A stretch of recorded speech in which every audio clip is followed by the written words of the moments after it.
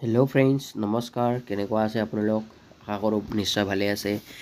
আজি আকৌ নতুন এটা ভিডিঅ'লৈ আপোনালোকক স্বাগতম জনাইছোঁ। এয়া আমাৰ আজি দোকানখন খোলা 3 মাহমানেই হ'ল। আজি আপোনাক আকৌ মই দোকানখন দেখাবলৈ চেষ্টা কৰিছোঁ।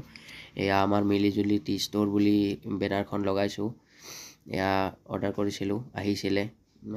এয়া চাওক, আজি আমাৰ চাহ আৰু পকৰা আৰু আপোনাৰ ইয়াত কিবা কিবি আছে, এইটো চাই লওক।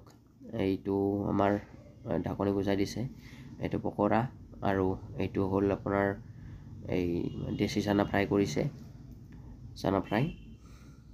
আৰু এয়া আপোনাৰ এইটো চাই লওক, চাটনি বনোৱা হৈছে আৰু পিঁয়াজ কাটি দিয়া হৈছে। চানাৰ লগত পিঁয়াজ দিয়ে, পকৰাৰ লগত আপোনাৰ চাটনি দিয়ে, আন্দা বইল কৰি থৈছে।